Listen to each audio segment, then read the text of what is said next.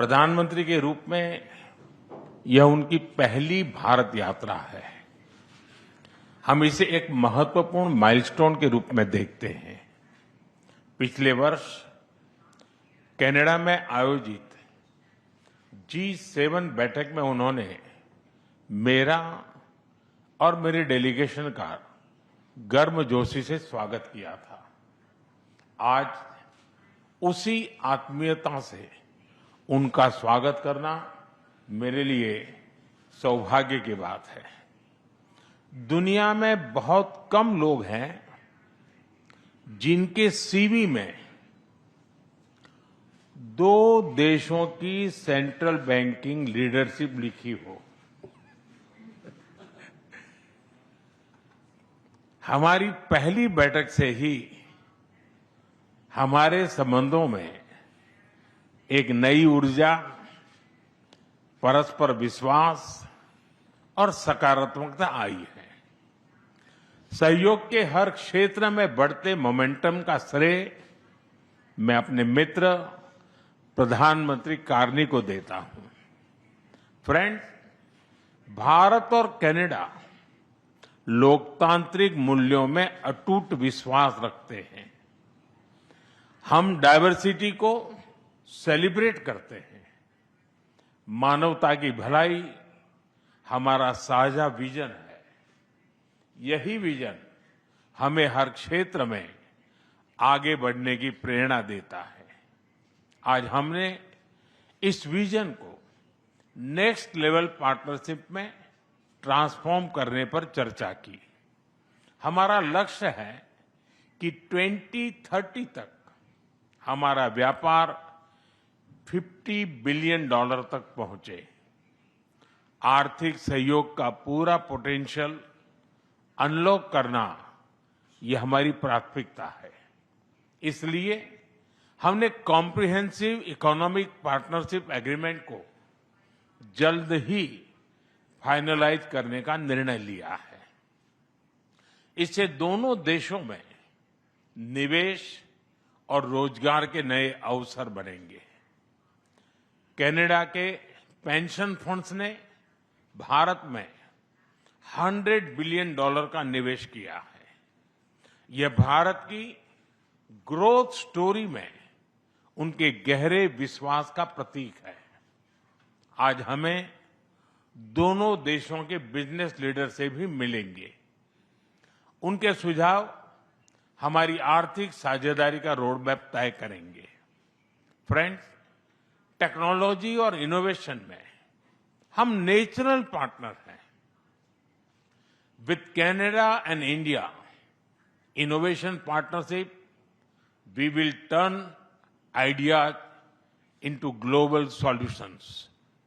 पिछले महीने भारत में हुई AI इम्पैक्ट समिट की सफलता में कनाडा के बहुमूल्य योगदान के लिए मैं प्रधानमंत्री कार्नी का आभार व्यक्त करता हूं। हम AI के साथ साथ क्वांटम, सुपर कंप्यूटिंग और सेमीकंडक्टर्स में सहयोग बढ़ाएंगे। क्रिटिकल मिनरल्स पर आज हुआ MOU रिजिलियंट सप्लाई चेन्स को मजबूती देगा। स्पेस सेक्टर में हम दोनों देशों के स्टार्टअप्स और इंडस्ट्रीज को जोड़ेंगे। फ्रेंड्स, प्रधानमंत्री कार्नी के लिए एनवायरनमेंट कोई अलग एजेंडा नहीं, बल्कि इकोनॉमिक स्टेबिलिटी का हिस्सा रहा है। ऊर्जा के क्षेत्र में हम नेक्स्ट जनरेशन पार्टनरशिप बना रहे हैं, जिसमें हाइड्रोकार्बन के साथ साथ रिन्यूएबल एनर्जी, ग्रीन हाइड्रोजन और एनर्जी स्टोरेज पर विशेष बल दिया जाएगा। हमें खुशी है कि कनाडा ने इंटरनेशनल सोलर अलायंस और ग्लोबल बायोफ्यूल अलायंस से जुड़ने का निर्णय लिया है। हमारे साझा प्रयासों को आगे बढ़ाने के लिए हम इस वर्ष India Canada renewable energy and storage summit आयोजित करेंगे। सिविल न्यूक्लियर एनर्जी में हमने लॉन्ग टर्म यूरेनियम सप्लाई की लैंडमार्क डील की है।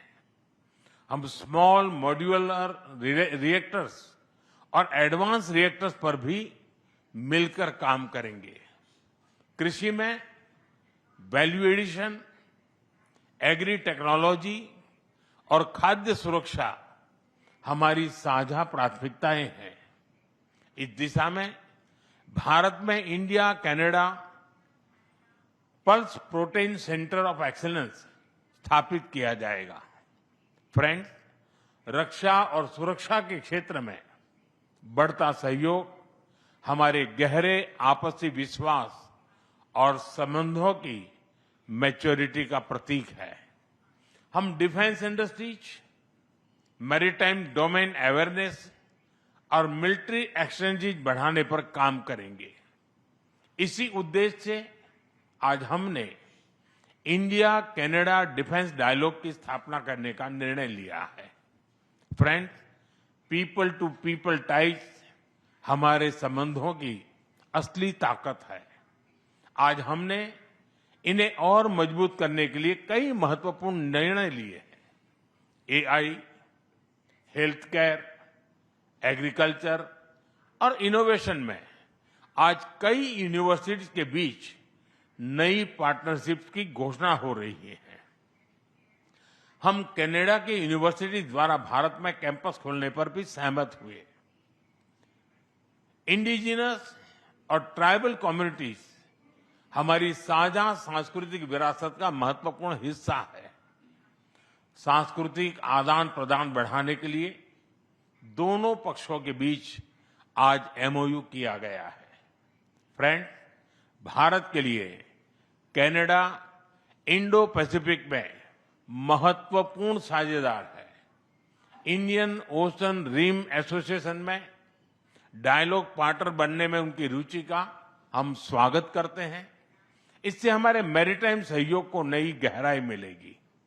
हम सहमत हैं कि टेररिज्म, एक्सट्रीमिज्म और रेडिकलाइजेशन दोनों देशों के लिए ही नहीं, पूरी मानवता के लिए साझा और गंभीर चुनौतियां हैं। इनके विरुद्ध हमारा करीबी सहयोग वैश्विक शांति और स्थिरता के लिए अत्यंत महत्वपूर्ण है।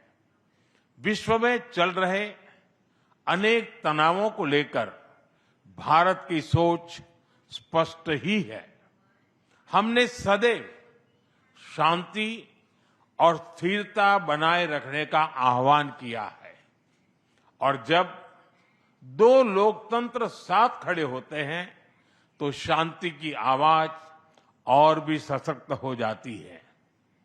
पश्चिम एशिया की वर्तमान स्थिति हमारे लिए गहरी चिंता का विषय है। भारत डायलॉग और डिप्लोमेसी के माध्यम से सभी विवादों का समाधान का समर्थन करता है। इस क्षेत्र में मौजूद सभी भारतीय नागरिकों की सुरक्षा के लिए हम सभी देशों के साथ मिलकर काम करते रहेंगे। एक्सेलेंसी, आपकी यात्रा से हमारे सहयोग के हर क्षेत्र को एक नई ताकत मिली है। भारत के प्रति आपकी गहरी प्रतिबद्धता और दूरदर्शिता के लिए मैं एक बार फिर आपका हार्दिक अभिनंदन करता हूं। बहुत बहुत धन्यवाद।